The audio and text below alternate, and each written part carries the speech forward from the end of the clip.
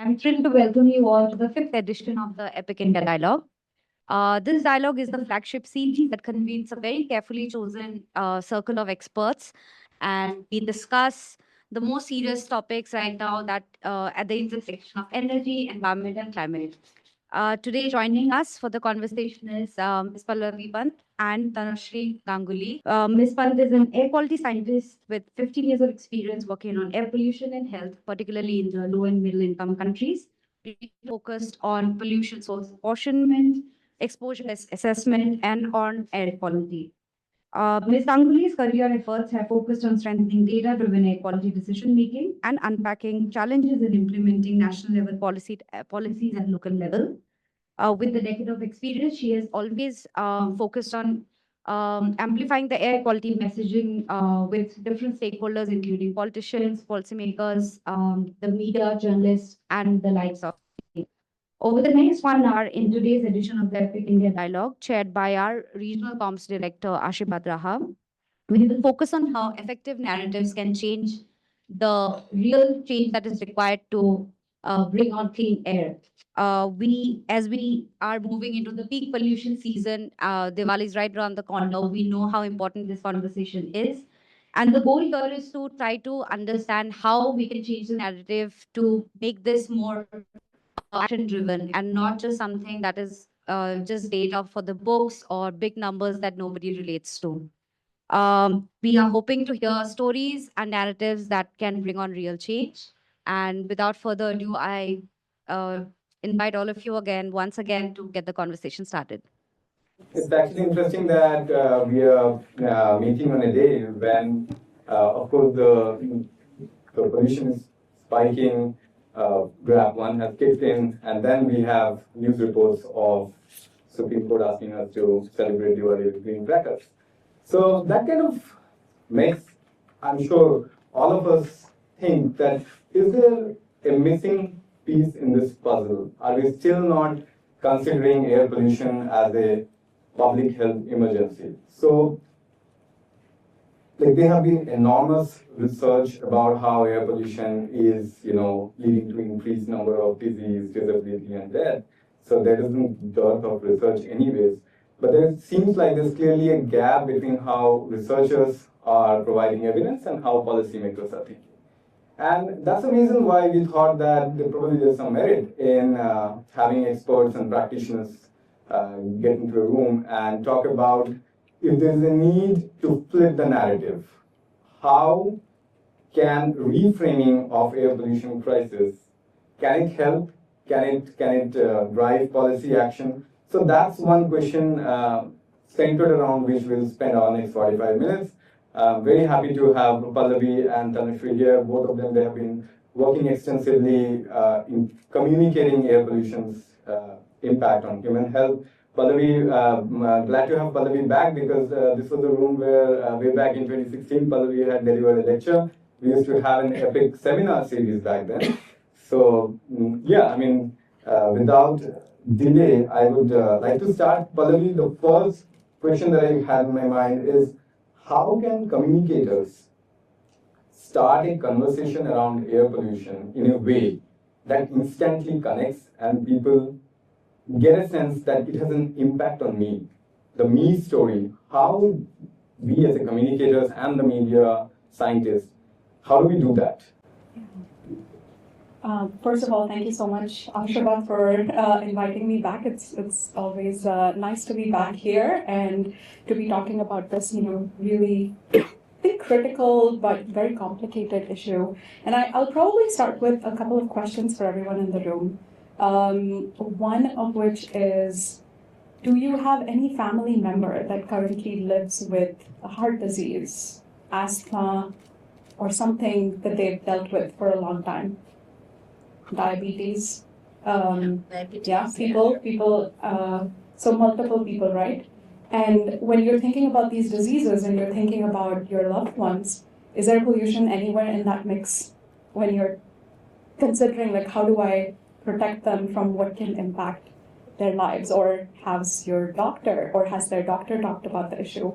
Probably not in most cases. And I think that's maybe where we miss out. So I will say the part of the story starts also with the people presenting the data. We tend to focus a lot on numbers, where like there's millions of deaths, and that means nothing to most people because those millions of deaths are not my family and not my loved ones. And I think that what I have at least noticed is starting with what is going to make you pay attention or what is going to make me pay attention is what matters to me every single day. So is it something that relates to me and my family members? Is it something that relates to how I earn my livelihood? Is it something that relates to decisions I'm making every day?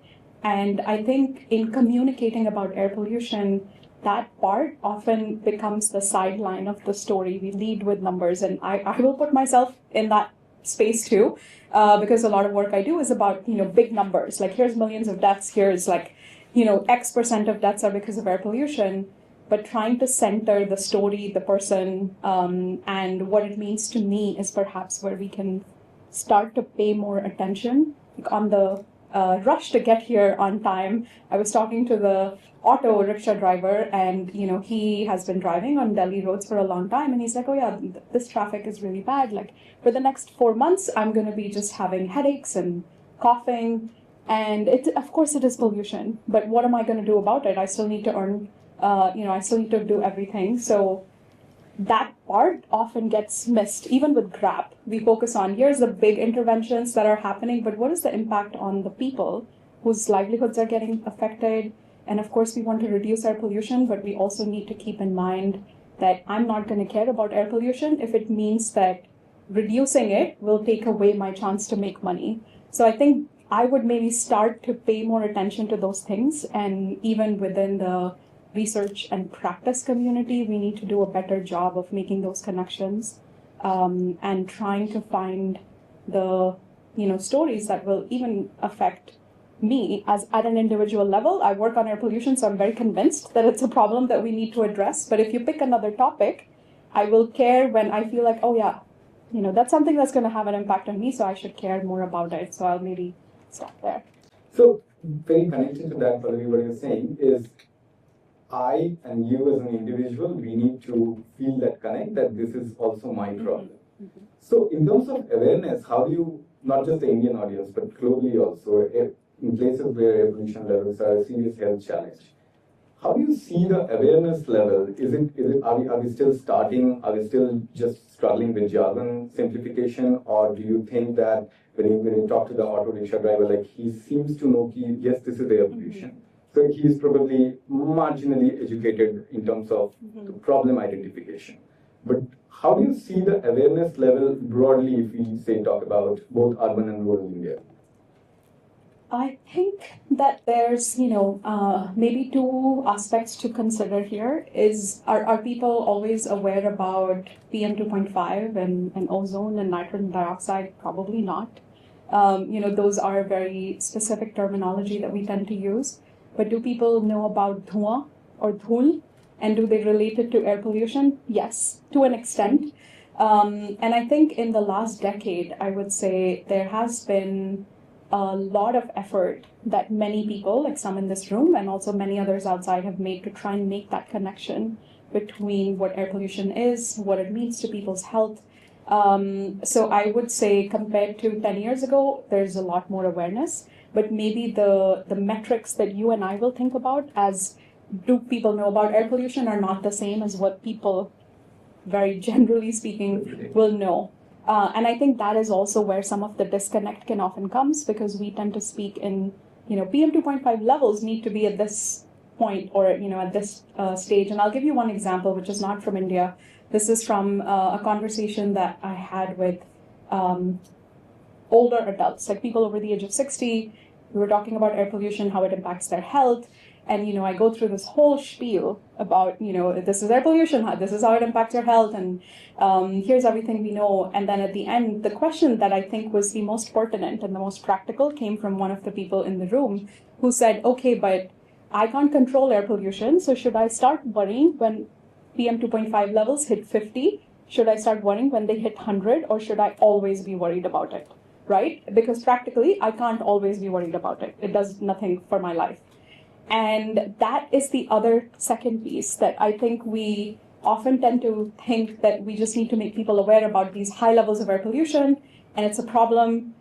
But if we don't give people a solution to go with it, the problem statement in itself is not going to make a huge difference, because especially in India, I think the chalta hai, attitude that we all have is going to mean, yeah, okay, there's air pollution. Like, what do you want me to do about it? Like, I need to still live my life. So there is growing awareness. Maybe we need to be thinking about what are the metrics around which we talk about what awareness really means. And then coupling that awareness about the fact that air pollution does impact health, does impact life choices and quality of life, but what do I do to change it? Especially if this is something that's not in my control. That's where we still need to do a lot more. I like the Dhuma and Dhul, correlation that you talked about. So at University of Chicago, we have a tool called Air Quality Life Index, which is essentially a data-led communication tool, which tells you how much longer can you live if you breathe clean air. So it's basically quantifying impact of air pollution on human health to your life years lost. Tanushree leads that, and Tanushree, my question very much related to this is how Pallavi talked about using terminology that people understand. How do you actually deconstruct a complex data set into like that 30-second messaging? Pretty much like how we did one piece at AQLI with the quantification. But broadly, how do you do that? Yeah, so I'll probably just take 2 steps back, okay? So just some first principles thinking. The current popular narratives that we have around air pollution, let's just try and unpack them a little bit, right? So we have a largish health narrative, 7 million deaths a year. I mean, if I were to ask someone, can you imagine what 7 million deaths look like? How many of us can really do that?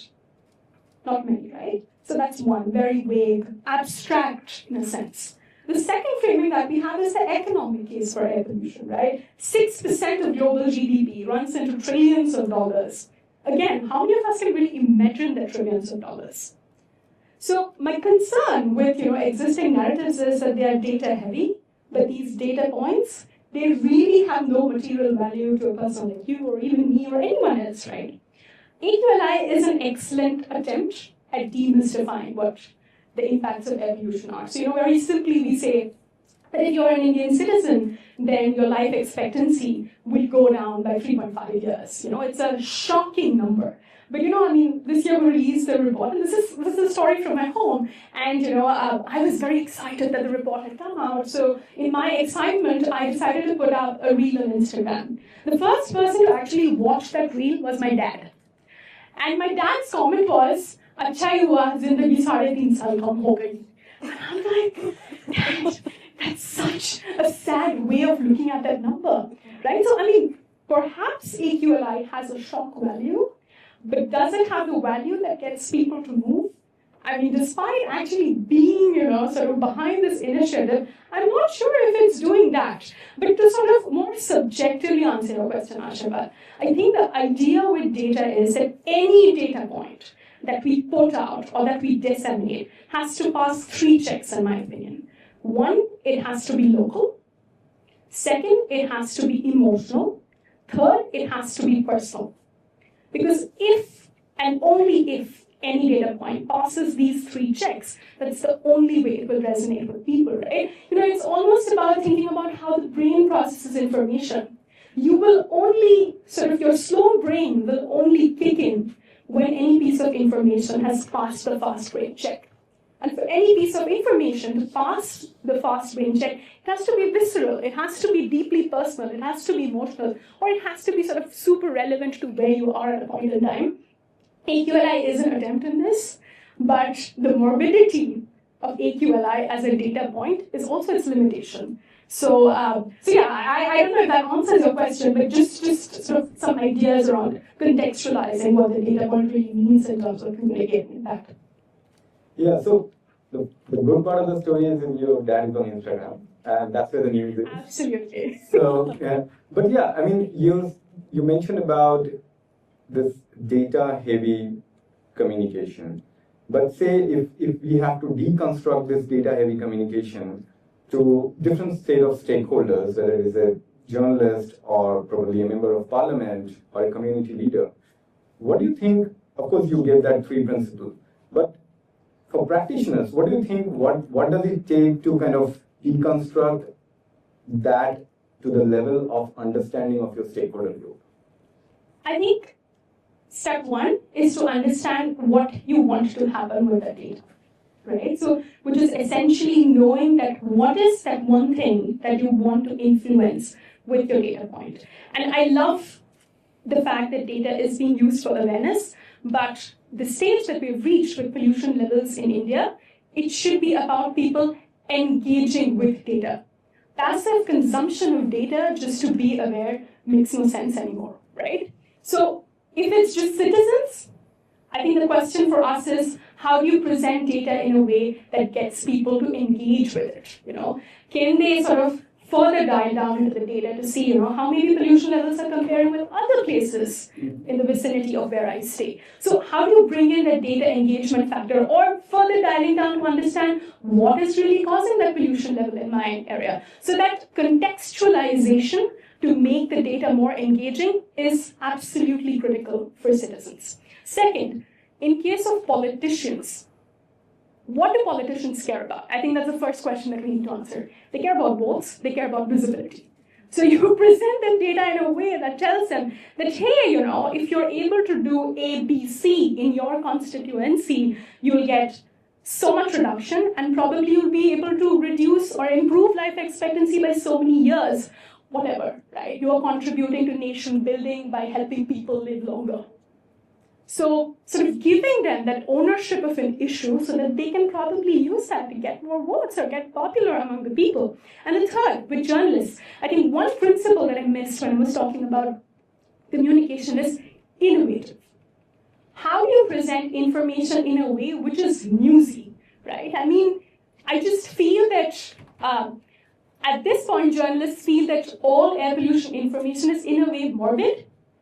How do we, spin the messaging to tell them that there is an opportunity story here? I mean, I was sort of fortunate to be a part of this global initiative called Our Common Air for a very brief period of time. And something that we talked about a lot was, think of investing in clean air as thinking of investing in the economy. Think of clean air as an economic asset, right? You're not saying that air pollution is an economic burden anymore. You're saying that investing in clean air is investing in the economy. So how do you give that innovative spin to the messages that you've been using over and over again? So I think step one, think what the consumer wants, whoever is your final stakeholder. I think a big feeling of communication is it's bland, it's homogeneous. But our stakeholders are not homogeneous. They have different interests. So sort of weighing in those interests and how you're communicating to them becomes a very critical element in how you're designing communications. And Tanushree, because you talked about contextualization, Pallavi, of course there's a shift, but Delhi, the pollution problem has been very, very Delhi-centric. And we know for sure from data that it's not neither a regional problem nor a seasonal problem. It's a national problem. So how do we kind of, what local metrics or stories that you think can unlock city-level action, taking pollution beyond Delhi? Yeah.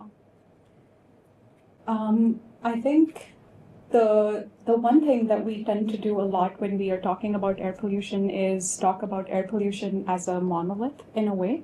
We need to deal with air pollution, or we need to improve air quality, which is true.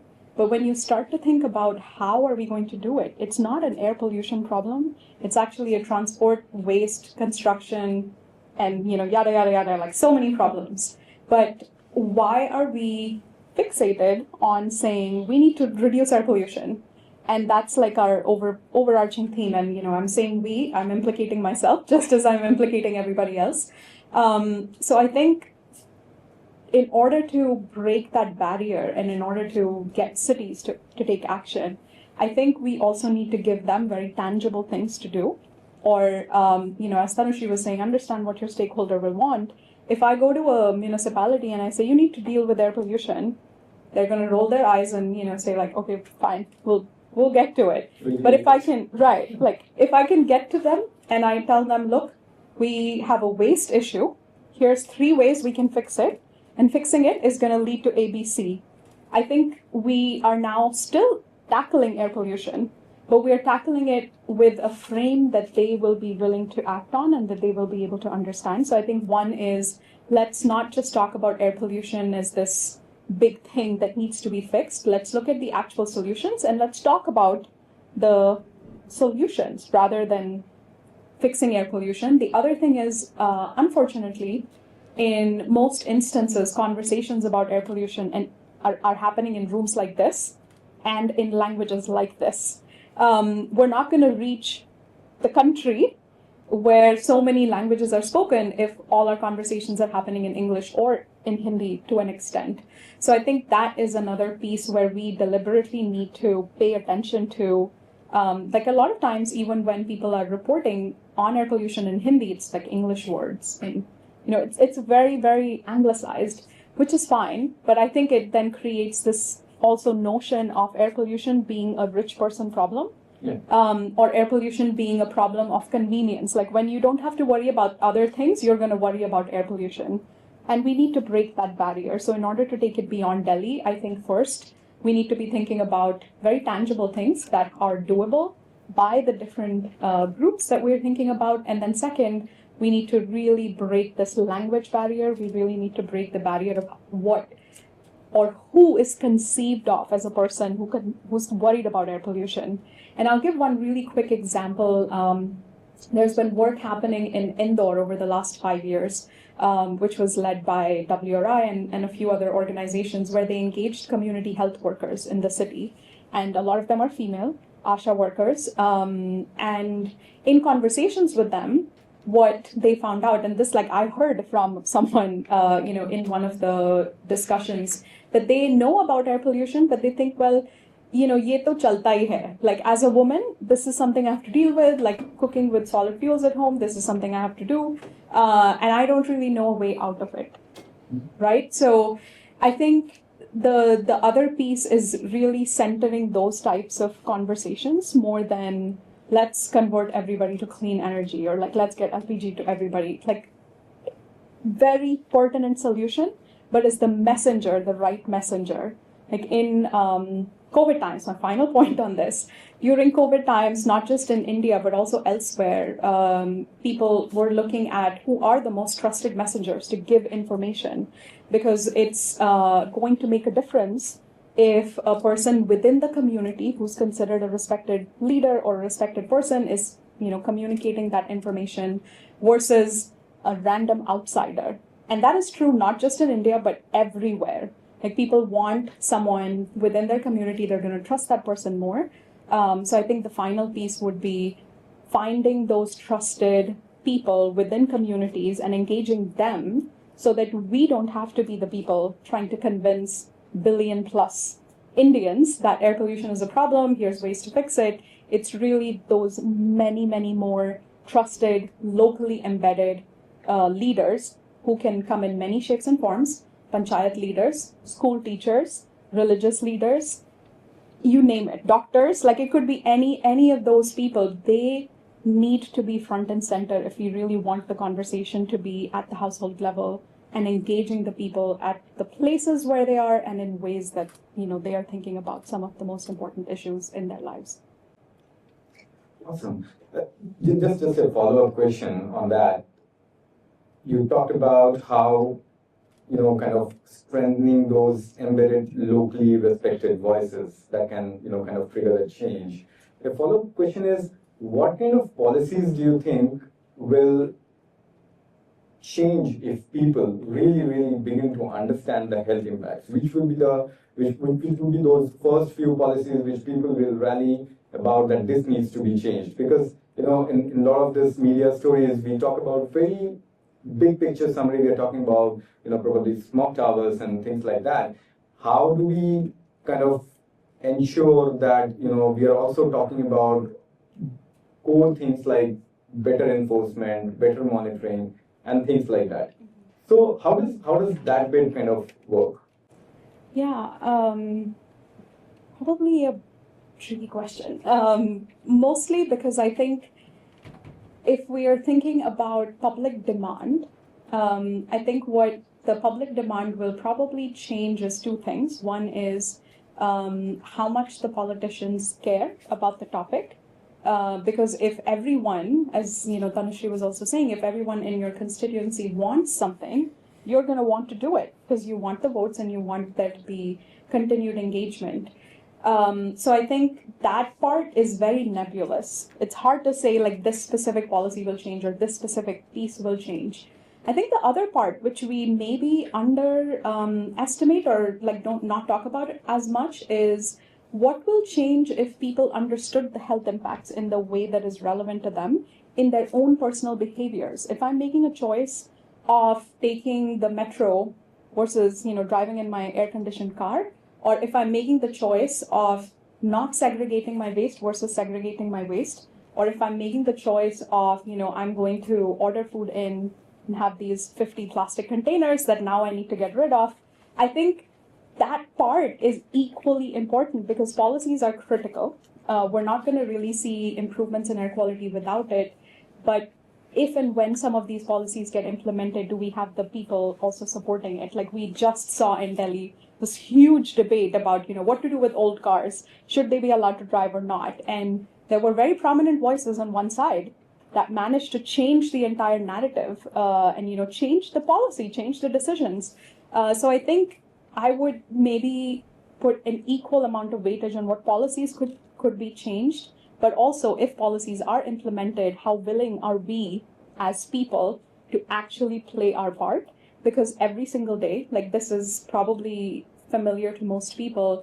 My parents live in a community in Gurgaon, and there's messages every week, please segregate waste, so that it's easier for people to pick it and also then to dispose of it. It's every single week there are people complaining about why do I have to do this like adds to my time.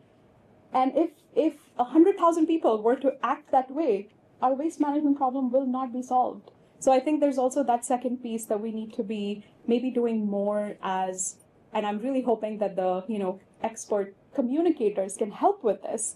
How do we get that message across that it's a policy problem, but it's also sometimes how we as a people react to policy changes that occur. Good point.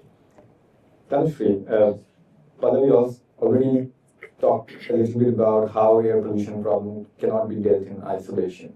So how do you think that these clean air measures can be, integrated in a way that it is also a transport story, it's also a health story, it's also a climate story? Can storytelling play a role in making this about economic savings, healthier cities, cleaner transport, and not just treat it as a, something happening somewhere with rich people? Let me go one step further. Air pollution should not be treated as just an air pollution issue. Because the moment you start treating air pollution as just an air pollution issue, you get solutions like, anyone? Smoke. Bingo. Because then you're trying to figure out that, what is an exclusive solution for cleaning up the air? Mm-hmm. So that strategy is absolutely bonkers. It's not going to solve the problem of air pollution. Air pollution is a systemic problem. All air pollution action is climate action. So unless and until we get this sort of principally right, we are not accelerating air pollution action. And just sort of responding to a question that you asked Pallavi earlier, health impacts are not going to catalyze action. They're going to accelerate action. I think we have to be very clear about understanding the difference between the two things. What's going to catalyze action is people in power having information on what is going to be the cost of implementing the measure and how is it going to translate into different kinds of impacts. Could be increase in jobs, could be increase in improvement in quality of life of people, could be improvement in air quality. That is the point that is going to catalyze action, sort of solid evidence and all that. Similarly, on the consumer side, what's going to catalyze action is trade-offs. In the short term, am I willing to take the convenience of giving up my old car for longer-term promise of clean air? So if you're going to frame the problem, you have to frame it in the way of trade-offs for consumers and in the framing of cost-benefit analysis for policymakers. This is not an air pollution only conversation. This is a conversation about policy decisions which have to be made for improving the quality of life for people and and this spans across multiple sectors. So I'm going to strongly oppose to the idea of thinking about air pollution as a measure in isolation. The more we do that, the more we are jeopardizing the potential of cleaner action actually happening in our countries and states and cities. Because the only sort of rational, exclusive air pollution action, and I was thinking about this as I was putting down my notes today, the only rational, exclusive air pollution action could be monitoring. And again, monitoring is a diagnostic tool at best. It is not something that's going to automatically solve for air pollution. So, only air pollution exclusive solution is monitoring.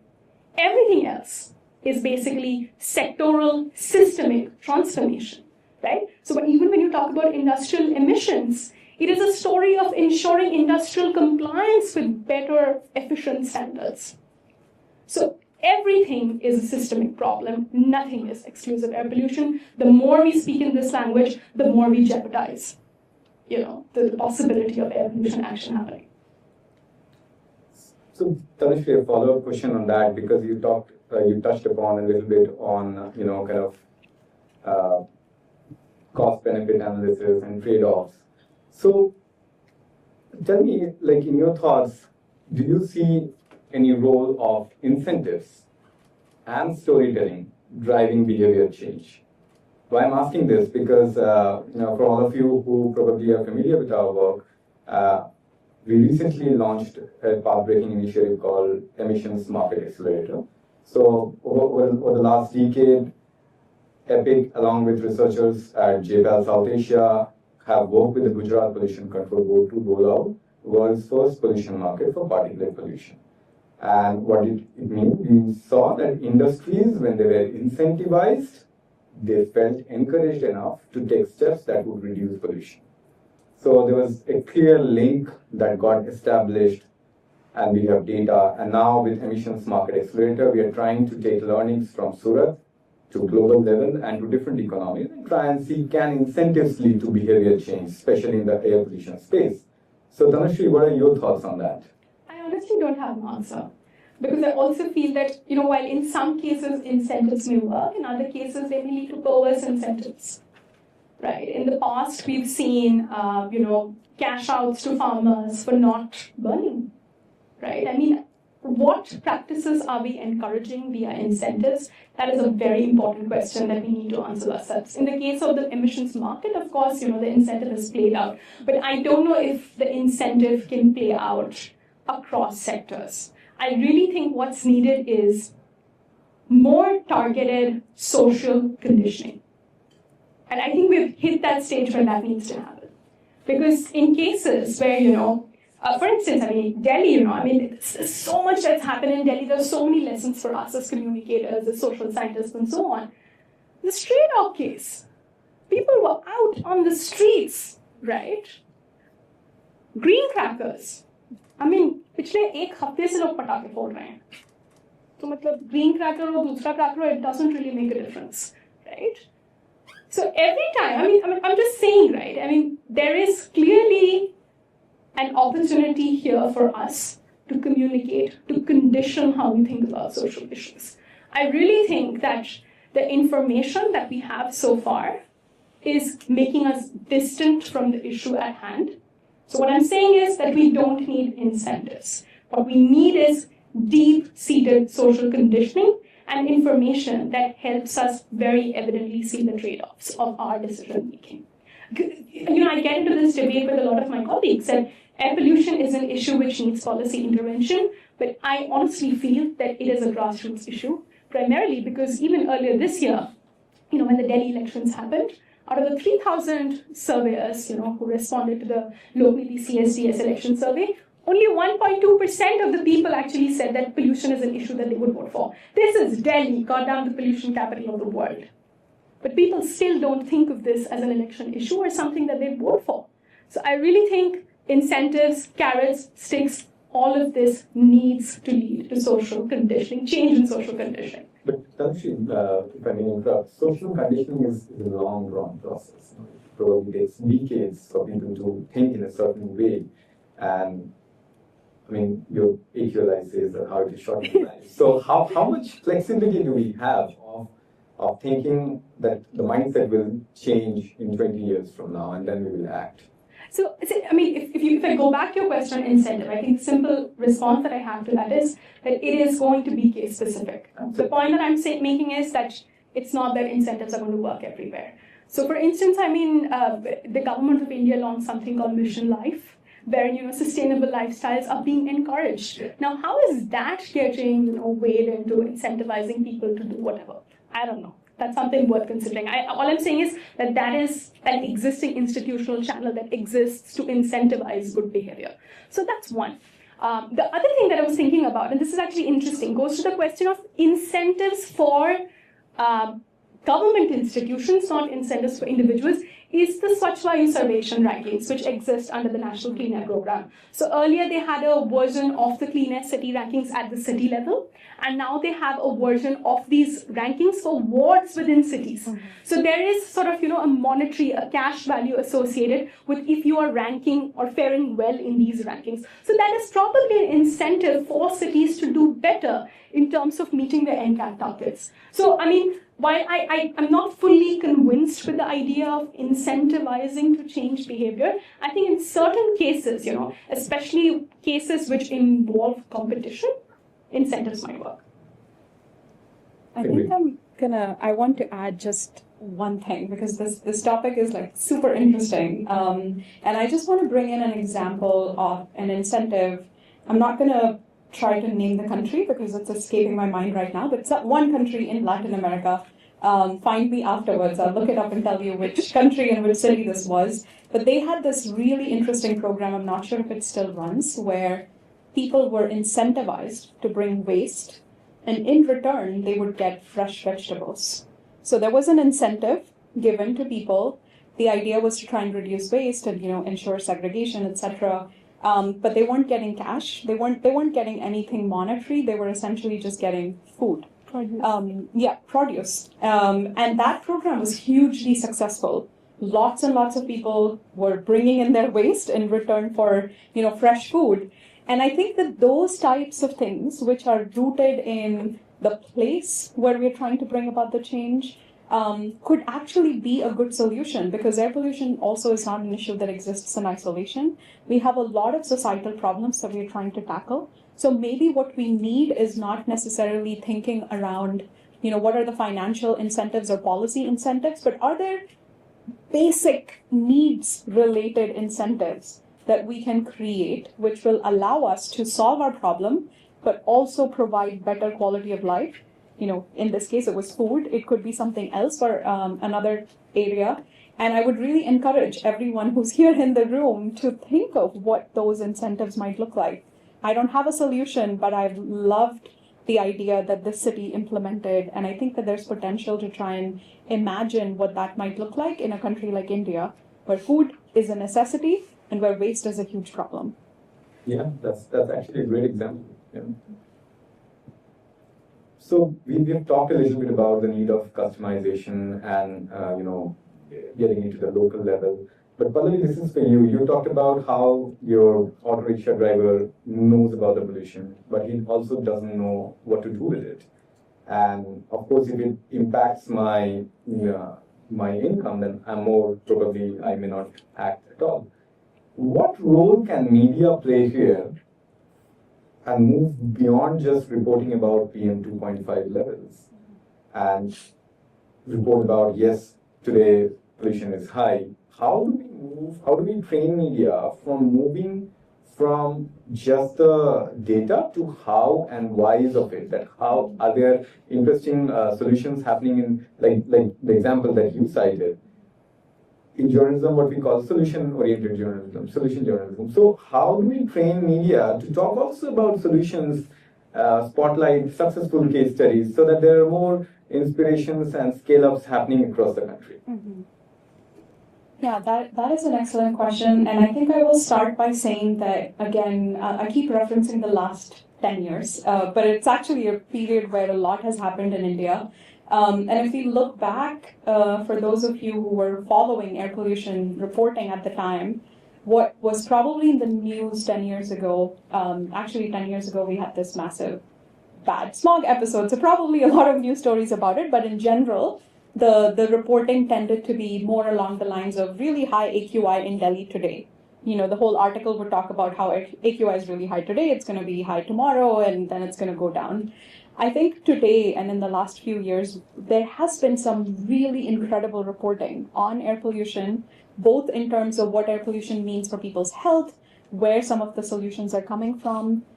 So I think we've seen that evolution even within the media space on what kinds of stories are people writing about and how they're presenting them, or which viewpoints are they trying to present. What we probably need to do more of, again, I'm going to keep going back to this, is try to think about not just the air pollution solutions, because as Tanushree said, then you get restricted and you start thinking about obsolete solutions that won't work, and identify and make those connections of, okay, if you're trying to report on air pollution, you can be writing about waste and mitigation measures around it, which cities in India have done really well. I think Chandrapur, I believe I'm saying that right, is an example where waste management has been converted into an excellent model.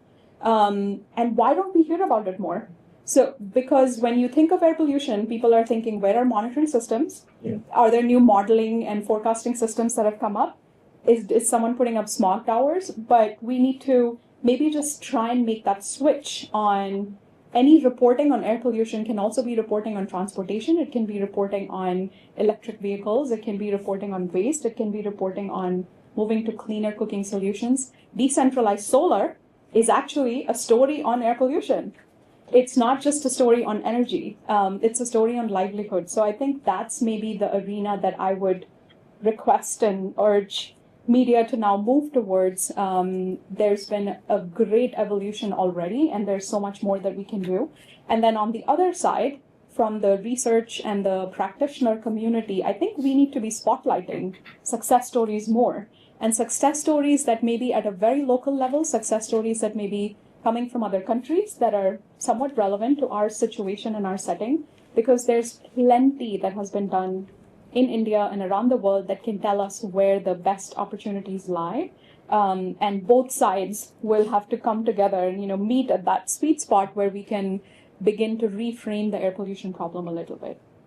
But do you see that, I mean, of course you said this, but do you see that there has been an improvement in air pollution reporting at least in the last 5-7 years? Absolutely, without a doubt. And I think also not just the types of stories that are done, but I mentioned earlier, we can't just be talking in English. Yeah. And there has been a massive improvement in that too. We see stories in all kinds of Indian languages now.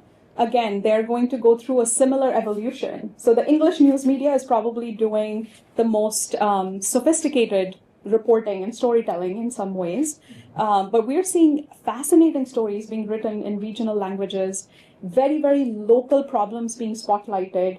No mention of Delhi, which I think is great. Delhi is not the center of the world, so that's totally fine. So yes, I think there's that, plus also in the last 2-3 years, maybe even the influencer community, which actually plays a huge role in shaping how people think about certain issues or what issues are on top of people's minds. I think we've seen, comedians start talking more about air pollution. We've seen like influencers who are around like the Delhi region, Mumbai, when that was experiencing a lot of poor air quality, also bring up air pollution in their reels and in their stories and in their conversations, which is all of that is great. And we just need to find better ways to connect so that they also have more pieces that they can talk about. So yeah, I feel like we've done, not we, I have had no part in it, but the community has done a really good job, and there's a lot more that could be done. Very quickly, Tanushree, now that Padmavi says, and we have seen that there is a momentum, how do we sustain it? How do we make sure that air pollution is not just a winter story, but it's also a story that we see? I mean, it's very rare to see a front page headline on air pollution saying May or June. Obviously, it doesn't necessarily pass the editorial news requirement. But how do we ensure that air pollution remains in the news throughout the year? Yeah, I'll put a little bit of that onus on the research community. So if you look at the kind of research that came out, let's say in 2019 or pre-COVID, a lot of that research actually critiqued or talked about, not just critiqued, but actually talked about air pollution from the policy lens.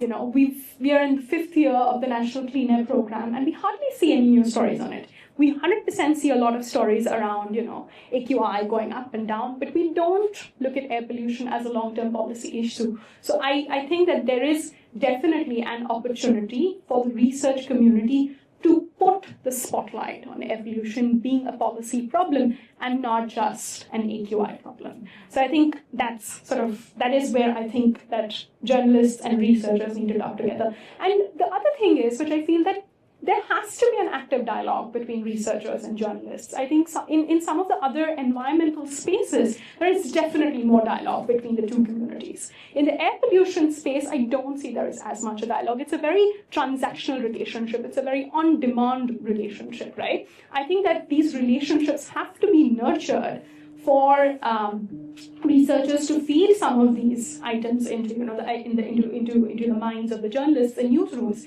And I think some newsrooms of late, particularly digital media, they've been very progressive in terms of actually covering air pollution. And there's one particular group, I'm going to name drop it, which is News Laundry. They run an year-round campaign on air pollution, which means that they're covering stories from when AQI is worsening in a city to stories around whether monitors are operating in a city or not. So, for instance, a few months back, 31 monitors in Hyderabad just shut down. Haryana.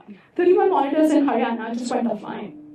This is a huge story, Haryana. And surprisingly, Gurugram is the only non-attainment city from Haryana. And there's so many cities next to Gurugram which are not non-attainment cities, which is weird in my head, because they should be equally polluted.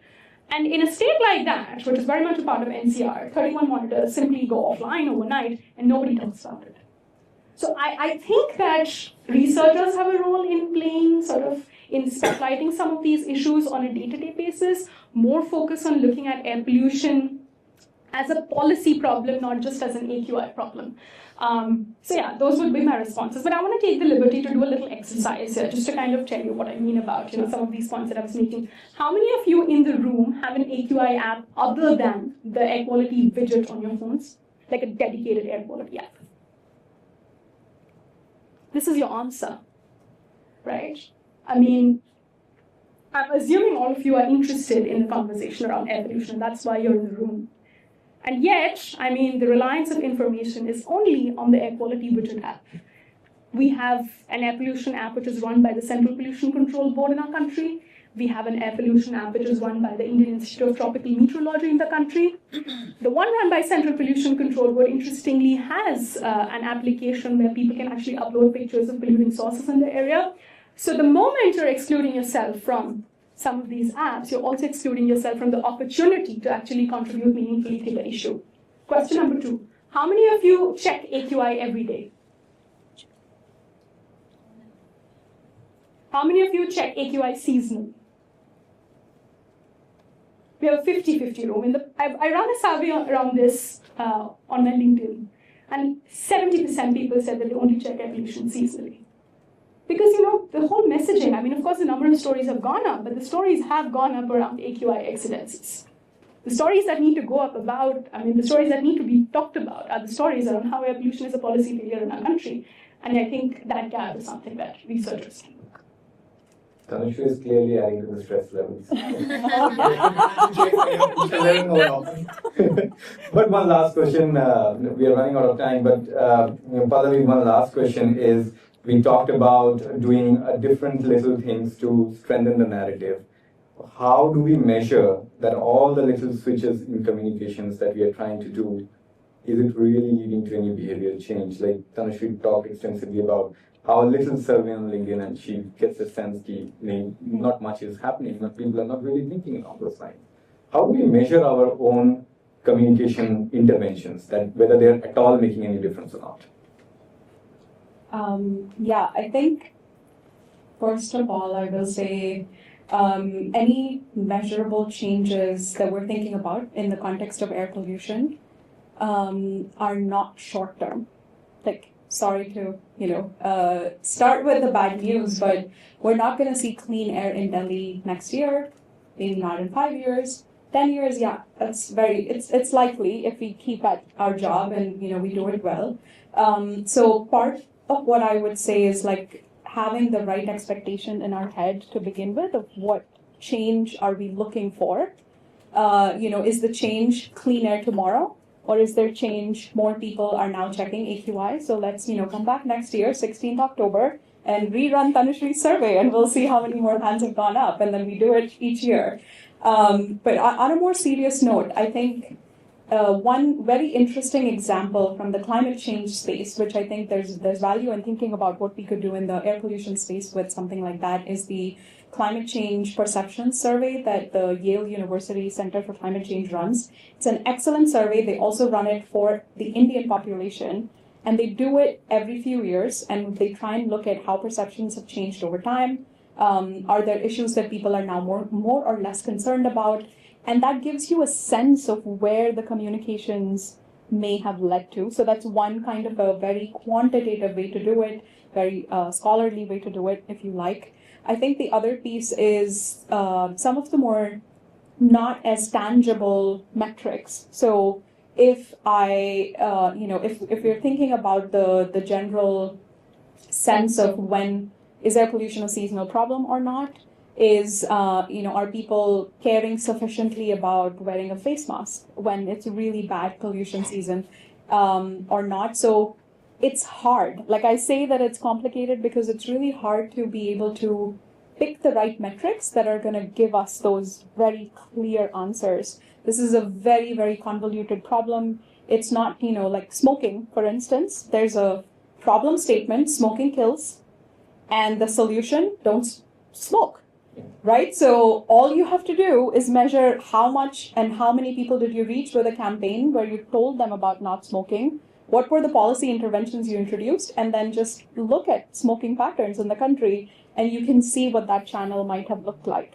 If we try to replicate it for a problem like air pollution, where do we even start? Like, I'm not trying to, make it more complex than it is, but if there's multiple sectors, multiple ways in which communication is happening and to different audiences, I think it's really complicated to try and say, this is the pathway that's going to lead to change, and here's where we intervened. But having said that, I think we need to identify some of those key pieces. I think for a short period of time, getting air pollution on election manifestos was a very good metric, or was being used as a metric. Are the parties actually talking about air pollution in their platform? And that will be in response to people wanting to see that, and therefore the parties considering it an important issue.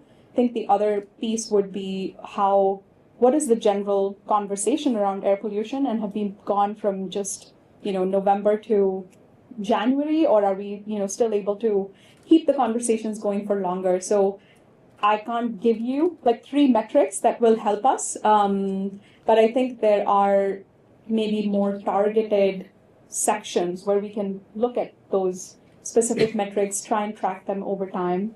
But I will say again that in thinking about all of this, managing our own expectations about what the end result looks like tomorrow, 1 year from now, 5 years from now, is really critical. Because if we hold ourselves to the fact that we want clean air for everyone tomorrow, not going to happen, unfortunately. Those are excellent indicators. Can I take the liberty to add a few more? Thought about this. One, pre-election surveys. How is sort of the share of respondents who consider pollution as an issue going up? It's also a really nice time frame, right? Like 5 years between 2 state elections. So if your communication campaign has been effective, people will actually think if whether this is an issue or not. The second, parliamentary questions. I think in recent years, parliamentary questions around air pollution has gone up significantly, which means that, MPs and MLAs now have the sense that this is an issue that people are murmuring about. And the third one, which is very interesting, advertising.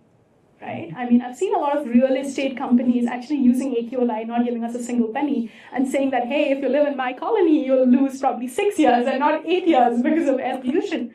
But if, advertising is using more air pollution information, that means that this is sort of getting into the popular psyche. I love the fact that there are so many face washers now that talk about removing smoke and dust, right? Which means that people think about air pollution as something that they can commodify.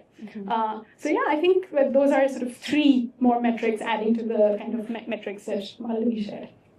Just to add, Tanushree, about how the advertising piece, I think I just yesterday only I saw Maruti launching a car that has an integrated monitor, purifier come monitor. So it's going to give you the actual numbers. On that note, we invite you all to ask if you have questions. We obviously have time, and we had a very insightful session.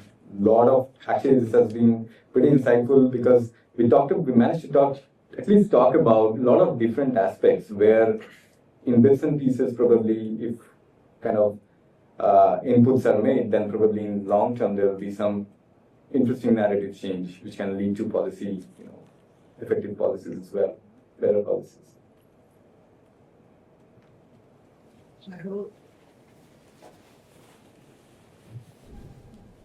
This is regarding making air pollution election issue or a voting issue. One of the parties, like one candidate, should have a better solution than his opponent. So how to measure that and how to create a narrative for that?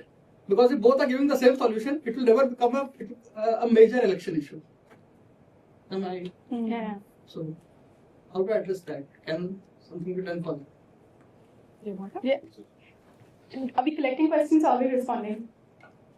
Depending on how many questions we Okay, have. maybe just take a minute. Yeah, we can probably take one. So maybe can I also ask a question? So, I mean, I want to talk like a common man, right? Like, if I look at the air quality every day, and we talk about not incentivizing people to kind of change lifestyle or kind of contribute to how we can reduce air quality, what are the three things that a common person should do to kind of contribute to this, right? And even if I say that I want to drive today, or I want to cook today, or I will kind of do clean cooking, or get on a metro, I mean, the burden of me to kind of live a day where I'm contributing less to the air is I would say devastating in living in Delhi, right? Like, I mean, if I have to kind of give up my comfort only because I'm contributing to the earth, and I'm not being incentivized because my future generations will have a better life. Sorry for sounding so sort of, not well informed, I would say, or, just trying to speak on the other side, knowing that I work in this space. But just for the commoners, right? So how would you kind of train, when you call it like, social conditioning, the conditioning to kind of burn crackers is almost religious, right? We do that because Ram is coming home and you want to celebrate, right? So how do we change all those narratives? And if you're talking about building new narratives, and just as he said, talking about election campaigns, right? At the end results, they never show up because you kind of win elections and then you're gone.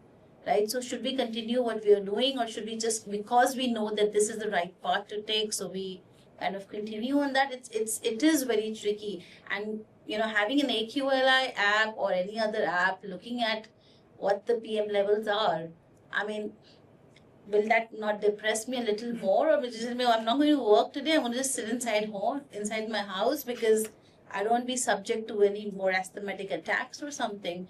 And should there be some sort of, not personal incentives, but at least some health incentives, right? Or healthcare incentives to kind of, support people in a situation like that. So in the narrative where the election commissioner or the, or the minister is saying that, this place, I can't improve the air quality, but I promise I can improve the healthcare or the mohalla clinics or something that would help you with some mask or, say, some mathematic, those puffs or something. I don't know. I don't really have an answer, but I'm asking you, speaking like a commoner, how can you kind of have these three things told to people that ye teen cheezein kar lijiye, this will kind of not be so difficult on you, but will actually really change the way we look at the air.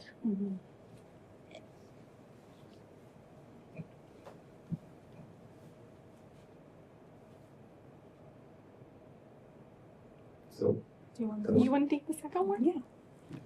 So I think what you said is so real. Like, actually, that is a question that many people will ask if we are talking to them about air pollution. So thank you for bringing that. And I will say maybe something a little bit counterintuitive for a person who works on air pollution all day, every day, which is honestly, you don't need an app to tell you that the Exactly. pollution levels are high. My dad wakes up every day, goes out, stands in the balcony for 2 minutes, and he's like, yeah, today is really bad. And then the next day, he's like, today is a little bit better than yesterday, but it's worse than last week. He's not looking at an app. And I'm not complaining.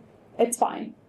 It's fine also because we have too many stressors in life. We don't need to add another stressor. And I'm saying this again at the risk of, being a person who's always talking about the health effects of air pollution and the fact that we need to protect ourselves. But it's okay if you're not looking at the app every day. There are things you can do every single day which are not scientific, super technical things. There's simple things that we can all do. I am very certain that many people in this room use personal care products or air fresheners and room fresheners. Those are also contributing to your personal exposure to air pollution every single day. Can you avoid them? Probably yes. Is that a decision in your hands? Probably yes. Is that going to help you lead maybe like reduce your exposures? Absolutely yes. So I will say, think of those types of interventions which are in your household, in your homes, that you can do by yourself, that don't require any large changes, but also allow you to take some small steps. Another thing, which again, this is common sense, you do not need any research or science to do this, but if you're trying to go out for a walk, don't walk next to a busy roadway, because obviously every car is emitting pollution, and you don't want that for yourself or for the other people that are with you. So if you like going for walks, or if you like running, you like jogging, try to find a quiet road and do it. It's going to help you because exposures will be lower, even if you don't have data to prove it on a daily basis. And the third thing I think I would say is step outside the comfort zone just a little bit. We don't have to go from, I'm going to live in we don't have to go from air-conditioned cars and air-conditioned homes to, I'm just going to survive with a fan. We can't do it. Delhi is also very hot. Many parts of the country are hot. We need those comforts also for our well-being. But what are the really, really small things that we can do to step outside our comfort zone just a little bit? Don't buy that Starbucks with a plastic mug. You don't need it. You want it, but you don't need it. And it's a really simple choice. Probably doesn't make you question your life and doesn't put you too much outside your comfort zone. So I think for a personal level intervention, I would start with things like that, which are very much in our control, which are not going to change the trajectory of our quality of life. Wear a face mask if you can and when you can, especially if you're outdoors. If your home has a kitchen exhaust and a window, open it if you can when you're cooking. I think those are things that we can do to try and do our part. And then, of course, there's like the larger part. So I would say that. And also, this topic can become very stressful very quickly. But our intention is not to leave you all with the stress, especially with Diwali coming up. So all of you, if you were just, taking a moment, I'm pretty sure you can come up with like 3 to 5 things that will help you reduce your own exposure without me telling you what to do, or Tanushree telling you what to do, or anybody else telling you what to do. And that is a completely normal thing for us to start with. And I would really encourage that before we go to the more complicated 5-step things that, we all need to do. Yeah. Can I add to that a little bit? How many of you wore a mask to office today when you were coming to this event space? Isn't Grab 1 in place? And there are only 3 people who wore a mask. That's why you need an app. You can be super perceptive about how bad the air quality is, but blue skies can often be deceptive. An AQI of 200 is not very different from an AQI of 300, and that's why, I am a strong proponent of an app. I didn't wear a mask today myself. So, I'm very much in the same camp as so many others who didn't wear a mask today. But we should have worn a mask because we're trying to protect ourselves, right? One thing, by virtue of the fact that we are a part of this room and we have access to this information, I think one thing that we should certainly do is try and have a conversation in our social circles about the problem. I think सब लोग पूछते हैं ना phone करके सबसे पहले weather कैसा है ना क्या हाल है मौसम कैसा है कहीं पे भी हो आप AQI कैसा है बोलना शुरू कीजिए I think that should be the catchphrase now because 130 cities in India today are deemed as polluted. Many of them are potentially as polluted as Delhi is, but probably don't show up because of paucity of data or whatever. तो अगली बार आप जब phone करें ना, this is sort of my prescriptive solution to you. किसी को phone कर रहे हैं इंदौर में, भोपाल में, ग्वालियर में, कहीं भी फोन करके पूछिए AQI कैसा है. Start a conversation because by virtue of the fact that you have access to this information, you also have the power to create conversation. So I would definitely say do that. And sort of responding to Rishikesh's question, Rishikesh, so we're still one step behind, right? If people don't care about air pollution in the first place, they're not going to think about uska solution better hai, iska solution better hai. है ना? उसके लिए smog tower भी एक है, trees लगाना भी एक ही बात है. It's just the same. So I think we're still sort of 2 steps behind. If I don't care about it, I'm also not going to care about the solutions. And again, I don't think the onus should be on politicians to explain whose solution works better. That's the research community's sort of portfolio to try and explain what works better and what doesn't. Okay, so I think we have almost run out of time. So obviously I understand that there are a lot of little prescriptions and recommendations that probably can be filtered out of this conversation of last 1 hour. But a couple of 2-3 things that kind of that I thought was very critical in our effort to kind of rethink this narrative, the whole theme of this talk. Would it, and this is also a question, would it make sense if we kind of think of it of starting our communication, keeping health impact right at the top in terms of our messaging, ensuring that we are also localizing the story and not just making it like, Delhi-centric and things like that, and finding a way to sustain the momentum, and it's not just, a seasonal air pollution conversation. So if we do this health piece, keeping health at spotlight, localize, sustain the momentum, do you think as experts, would we have a little hope of moving from awareness to action? Yeah.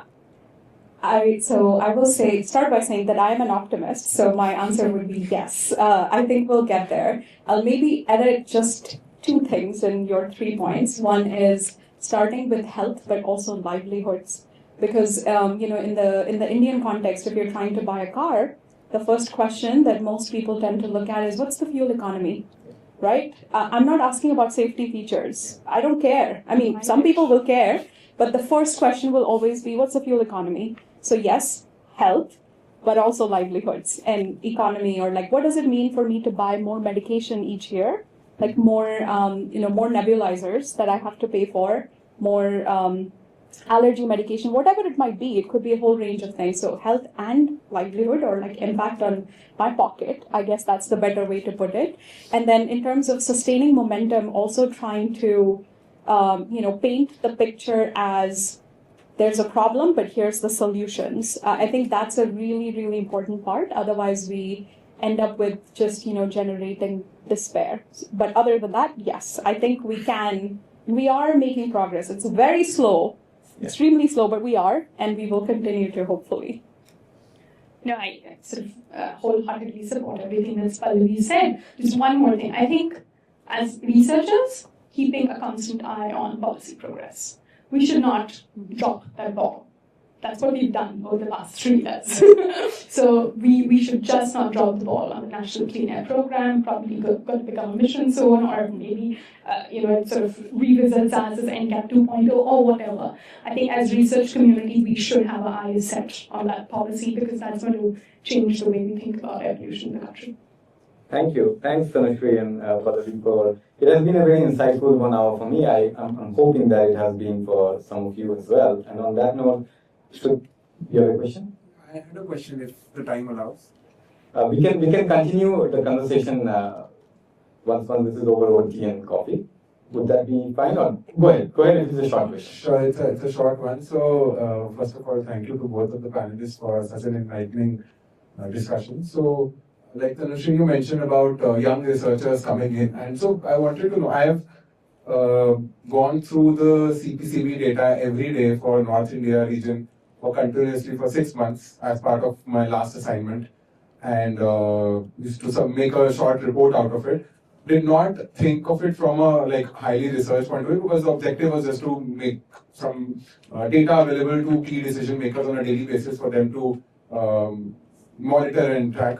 But for young researchers, like you mentioned, to voice and talk about it. So, what advice you would give?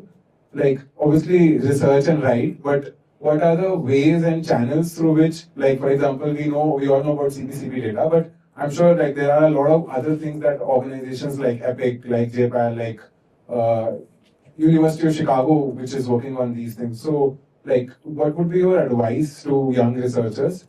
Especially probably maybe people who are doing it on an independent level, maybe not with an organization, but independently want to pick up air quality research because it's so multidimensional. And if time allows, I can share one small incident that I was working on a project where just outside the hospital there were 5 to 10 cars. Hospital के just बाहर एक police station है जहाँ पर उन्होंने 10 साल से पुरानी गाड़ियां they have just stacked it up and they've maybe impounded them and they are there just outside and there's traffic outside that hospital almost on a daily basis, which creates air pollution, creates just in front of you. Air pollution is linked to health. Just outside the hospital, so many times I've seen ambulance. It's a challenge for the ambulance to go, and these things people don't like. It's difficult for them to also link these things up. But again, this was an incident I just thought of sharing. But yeah, for your advice to young researchers. I think both of us should respond to that. Pallavi, do you wanna take a stab? Because Pallavi is more a researcher than I am. So Pallavi, you take a stab and then. Yeah, I think first of all, I'm really glad that as a young researcher you're asking this question because often we get really lost in data and publications. I think one thing that I would maybe suggest any researcher, young researcher especially, is in thinking about what kinds of research questions you're trying to answer, don't just think about what is interesting to you as a scientist, because what is interesting to you as a scientist is almost never interesting to a policymaker and is almost never interesting to a journalist and so on and so forth. So in identifying what question you want to look at, especially if you're an independent researcher, look at what are the most policy relevant questions that you could be trying to answer with available data and tools. And trust me, at this point in time, there is data for everything out there. It may not be easy to find, but it exists and you can do lots of cool things with it. First thing I would say is pick questions that aren't just interesting because of the science or research, but because they have societal or policy relevance. And the second thing I think I would say is be willing to be uncomfortable, because as a scientist, we all get trained to report data in a certain way. We want to be very, very quantitative. We want to have very clear, like, these are the limitations of my data. These are the precursors. Like we want to give a 50-page explanation of everything. That's what we are trained to do, by the way, as scientists. So there's nothing wrong with it. But if your goal is to communicate, that method isn't going to work. A typical science paper is introduction, methods, results, discussion, conclusion. You've wasted like 4 pages before you got to the key message, which for a scientific audience works because that's what I want to know as a scientist. But if I'm talking to a policymaker, and especially if I'm talking to a journalist, if I go through that same path, I have lost them. They're never coming back to talk to me. I want to start with the message, and then if they are interested, give them the detail, and then if they're interested, give them the methods, and really flip the pyramid, which is very uncomfortable to do as a scientist. I will say from personal experience, it's hard because you want to say, no, but remember this and remember that. And it takes time. And it takes willingness to be uncomfortable to do that. So be willing to be uncomfortable.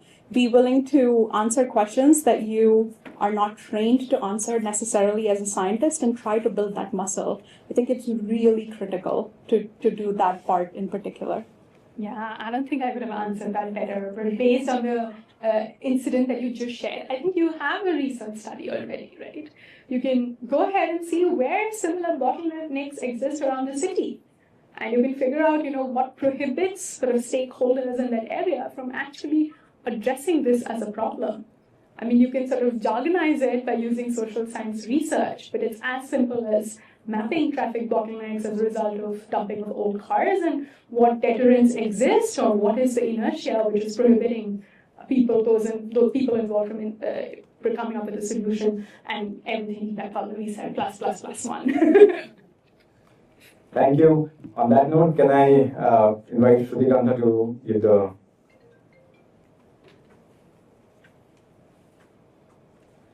Thank you to both our speakers. It's been such an engaging and insightful conversation. I think it will be a little biased, but I really enjoyed the conversation today.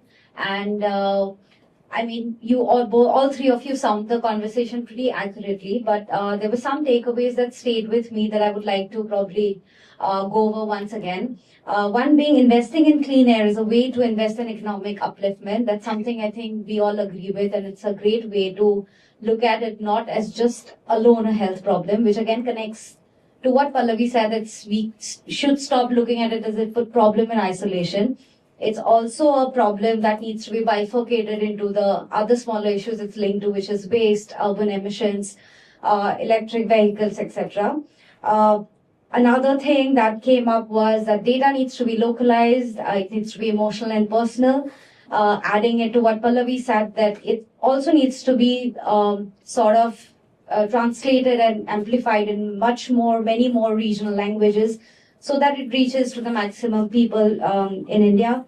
And lastly, I think something which sort of sums up everything that we've spoken about today is that we need to create narratives and stories that have more targeted social conditioning, because we need to look at evolution not just as something which is only for the people or the policymakers to solve, or for doctors to talk about if it's a health issue. It's a social conditioning that needs to be looked at, that it's a problem for everybody, and it's a solution that will be good for everybody if we do work on it.